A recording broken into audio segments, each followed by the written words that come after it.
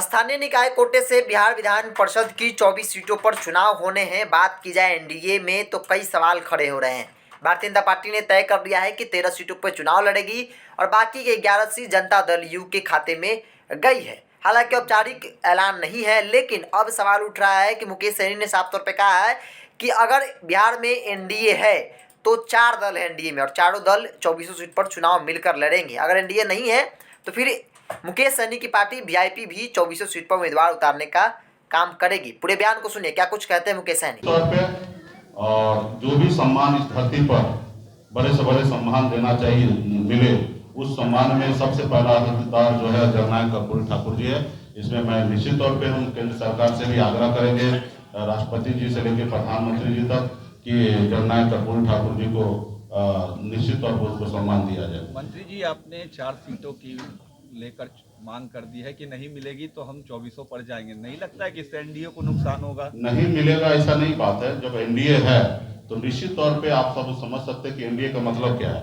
NDA है तो गठबंधन है, और गठबंधन है तो जो भी सीट है उसको सहयोगी दलों में जिस आधार पे जिनका पास जितना वोट है उस आधार पे उनको वितरण होता है। और गठबंधन का रूप ही यही है कि गठबंधन हुआ तो मिल बांट के सब लोग चलेंगे और चुनाव जीतेंगे।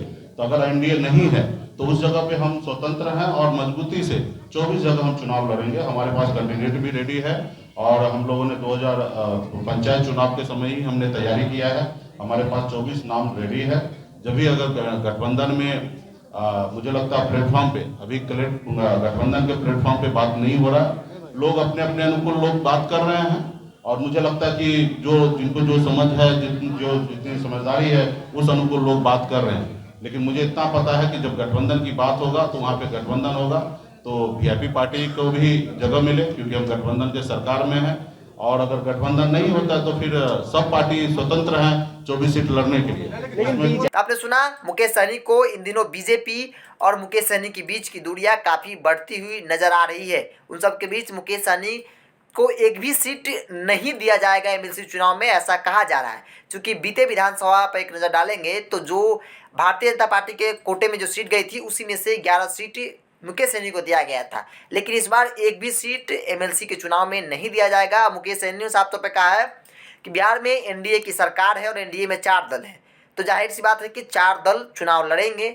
24 सीट पर मिलजुल कर बातचीत होगी। अगर एनडीए नहीं है तो फिर हम भी आज़ाद हैं अपने फैसले लेने को। 24 सीट पर हमने भी तैयारी शुरू कर दी है और उम्मीदवार भी हमारे तैनात हैं चुनावी मैदान में उतरने के लिए। इसको मिलता है देखते बिहार। नमस्कार।